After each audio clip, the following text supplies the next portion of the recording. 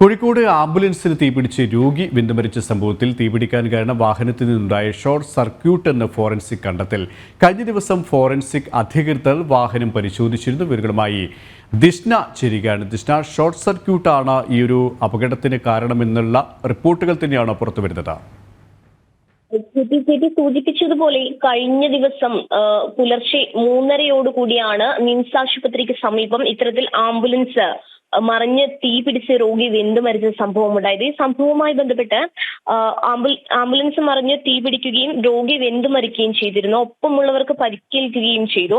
ഈ സംഭവവുമായി ബന്ധപ്പെട്ട് ഇപ്പോൾ പ്രധാനമായും പുറത്തുവരുന്ന റിപ്പോർട്ട് അനുസരിച്ച് വാഹനത്തിൽ നിന്നുണ്ടായ ഷോർട്ട് സർക്യൂട്ടാണ് ഈ അപകടത്തിന് കാരണമെന്നാണ് ഫോറൻസിക് വിഭാഗത്തിന്റെ കണ്ടെത്തൽ.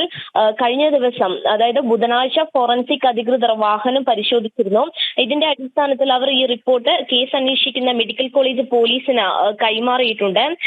പ്രധാനമായും റോഡിൽ സ്ഥാപിച്ച KCBയുടെ ഹൈ ടെൻഷൻ വൈദ്യുതി വിതരണം നിയന്ത്രിക്കാനുള്ള എയർ ബ്രേക്ക് സ്വിച്ച് ഉറപ്പിച്ച ഡബിൾ പോൾ സ്ട്രക്ചറിൽ ഇടിച്ചാണ് ആംബുലൻസ് മറിഞ്ഞത്. ഉടനെ തീ പിടിക്കുകയും ചെയ്തിരുന്നു. ഈ സംഭവവുമായി ബന്ധപ്പെട്ട് നടത്തിയ പരിശോധനയിലാണ് ഇത്തരത്തിൽ വാഹനത്തിലുണ്ടായ ഷോർട്ട് സർക്യൂട്ട് ആണ് ഈ ഡ്രൈവർ അർജുനെതിരെ നേരത്തെ പോലീസ് കേസെടുത്തിരുന്നല്ലോ. അമിത വേഗതയാണ് അപകടത്തിന് കാരണം, അത്രത്തോളം വഴുക്കലുള്ള ഒരു സമയത്തും അമിത വേഗത്തിൽ വണ്ടി ഓടിച്ചു എന്ന രീതിയിൽ. അപ്പോൾ ഈ പുതിയ റിപ്പോർട്ടുകളും പുറത്തു വരുമ്പോൾ പോലീസിന്റെ നടപടികൾ ഏത് തരത്തിലാകാനാണ് സാധ്യത? തീർച്ചയായും KP സൂചിപ്പിച്ചതുപോലെ തന്നെ ഡ്രൈവറായ അർജുനെതിരെ പോലീസ് കേസെടുത്തിരുന്നു. അമിത വേഗതയും അശ്രദ്ധയുമാണ് വാഹനം ഓടിക്കുമ്പോൾ ഈ ഒരു അപകടത്തിന് കാരണം എന്നൊരു നിഗമനത്തിലേക്കാണ് മെഡിക്കൽ കോളേജ് പോലീസ് എത്തിയിരുന്നത്. എന്തായാലും ഇപ്പോൾ ഫോറൻസിക് വിഭാഗത്തിന്റെ ഈ തരത്തിലുള്ള ഒരു റിപ്പോർട്ട് വന്നിരിക്കുന്നു. അതോടൊപ്പം തന്നെ അന്വേഷണം ഇനിയും കൂടുതലായി നടക്കേണ്ടതുണ്ട്.